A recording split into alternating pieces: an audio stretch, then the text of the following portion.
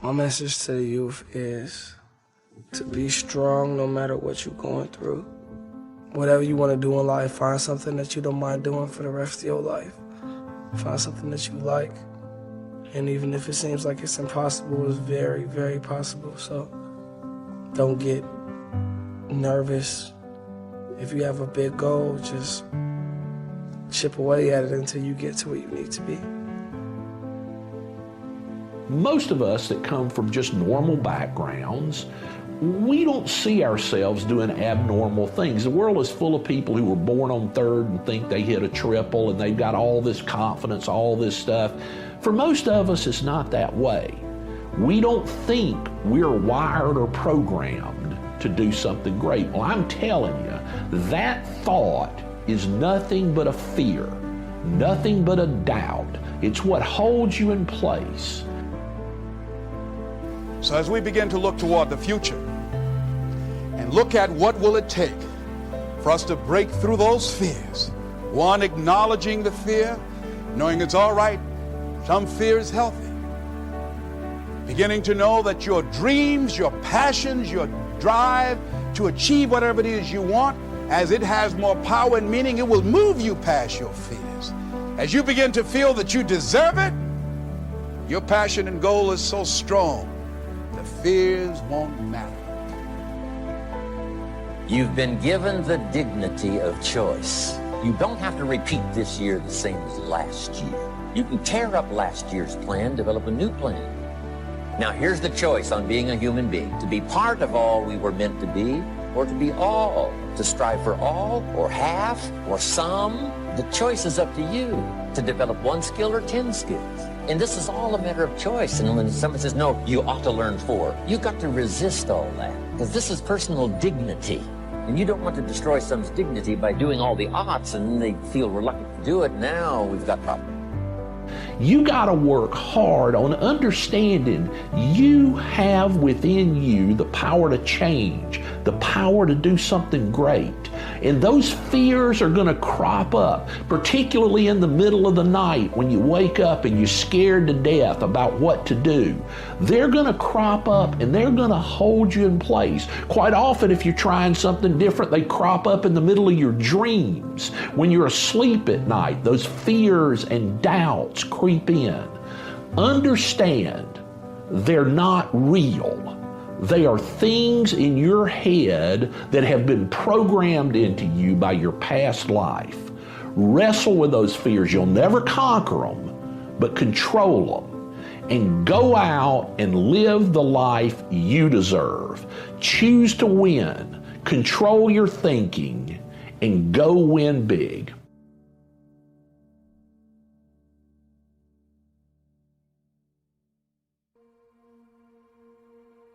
I'll never forget Mr. Washington said, Mr. Brown, yes, sir. What do you want to do with your life, young man?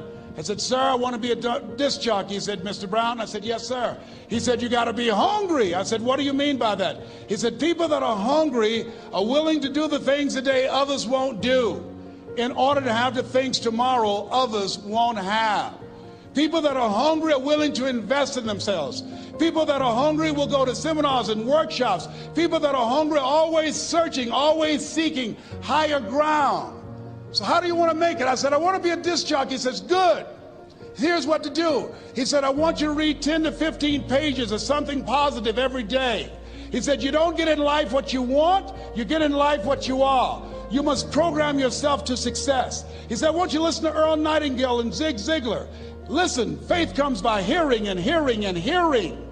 He said, I want you to change your relationships. And I don't want you to ever lose your hunger. I said, what do you mean by that? He said, people that are hungry are unstoppable. People that are hungry are no matter what people. They make it happen no matter what. He said, I want you to listen to Paul Harvey. Who is he? He's the world's greatest communicator. Success leaves clues, young man. Always listen and follow people who are doing what it is you want to do at the level you want to do it, and learn from them. I told T. Hobb when we were standing by the stage, I said, hey man, I want to work more with you. I want you to coach me. I want to learn from you. See, I found you're never too old to learn and you're never too young to teach. Always have a thirst for learning. So I listened to Paul Harvey every day on the radio. While in school, I would go out and listen in his car. He gave me his keys. I was working to develop myself. And I continued to listen to motivational messages, and he would take me to see the late Dr. Norman Vincent Peale, who wrote the book, The Power of Positive Thinking. I toured with him before he passed. You have something special. You have greatness within you. Don't allow your circumstances to determine who you are. Don't allow your negative thoughts to hold you back. You have something special. You can do more than you can ever begin to imagine. Dr. Peale was an incredible man. I admired him. When he spoke, he gave me goosebumps. I can feel him in my heart. And I never forget, we were coming back to the school, and Mr. Washington said, Mr. Brown, yes, sir. When Dr. Peale spoke, you didn't move. When he spoke, you were hanging on every word. When he spoke, we didn't have to tell you to sit down and be quiet. Why? I said, sir, I could feel him when he talked. I felt like he was talking to me, sir. He said, he was. I said, but he doesn't know me, but he was speaking to you. Did you feel him in your heart? I said, yes, sir. He said, most people feel him in their head. If you felt him in your heart, he said, listen to him, son. Follow him, learn from him. And I would go to seminars and workshops. Anywhere I would find where Dr. Peale was, I would be in the audience. I would drive 200 and 300 miles just to hear him speak. And my dream and vision was to share the stage with him. I thought about it. What is your goal? What is your vision? I want you to hold it in mind. There's some power in that. Because when I became involved in speaking, I never forget, I got a call from Og Mandino, who wrote the book, The Greatest Salesman in the World. He said, Les, I'm stuck in Philadelphia. I need to be in Kankakee. Dr. Norman Vincent Peale is appearing. I can't make it. I heard you're in Chicago. I said, yes, I am. Can you go and open for me? I said, yes, man. Oh, my God. Dr. Peale, I said, yes, I'd love to do it. And I went there, and I came. I said, hi, I'm Les Brown. He said, you're not the band of renown? I said, no, I'm Mrs. Mamie Brown's baby boy. I'm here to speak. He said, come backstage. And his wife, Martha, was there. And she said, Papa, Les Brown is here, the speaker. And he said, Les Brown, shoot for the moon. Because even if you miss, you'll land among the stars. I said, sir, that's my quote. I wrote you when I was in the 11th grade. I was a part of a special education class project. That's my quote. He said, I know. I end all my speeches with that quote.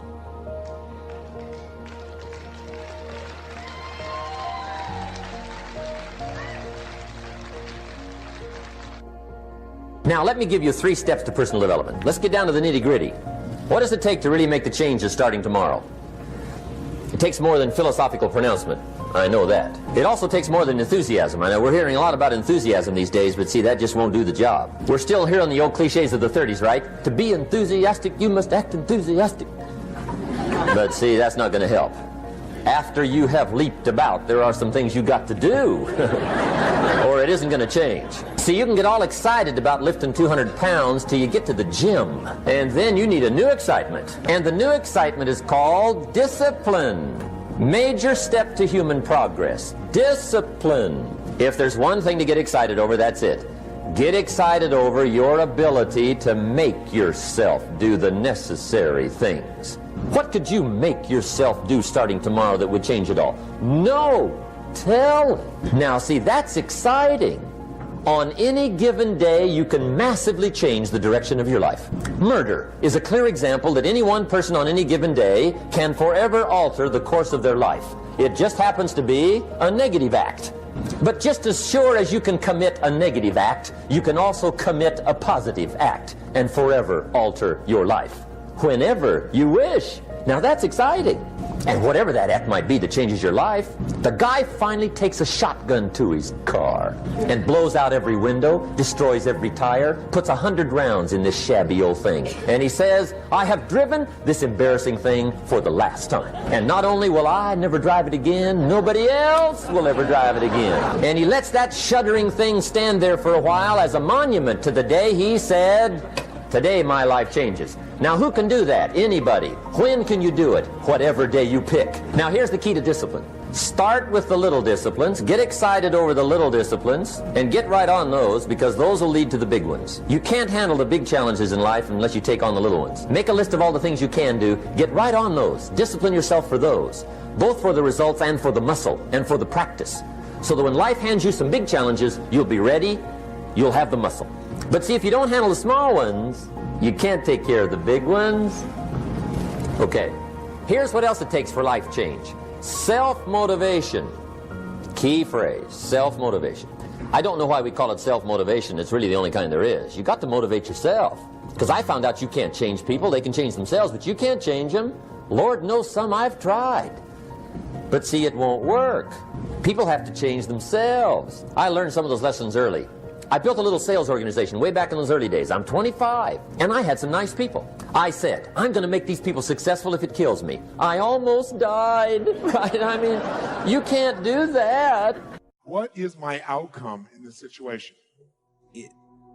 It's about disciplining your...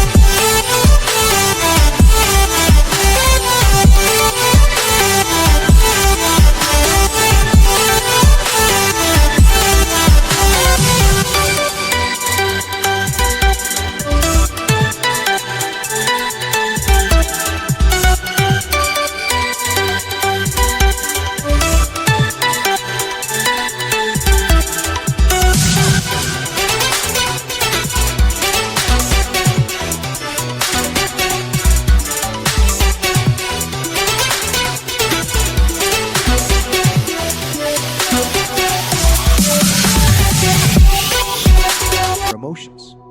You know, something as simple as food and eating is not about your body as much as it is about your mind. It's getting command of your mind to be able to choose actions that are in your own best interest.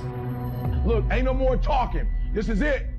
If you ready to take your game to the next level, and whatever it is, sports, life, business, whatever it is, health, listen to me very closely. You gotta change that mindset. Motivate doesn't mean to yell and scream and encourage.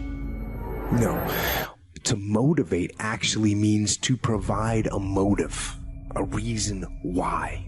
Because you can come up with a question like, what should I do? You're gonna end up with a long list.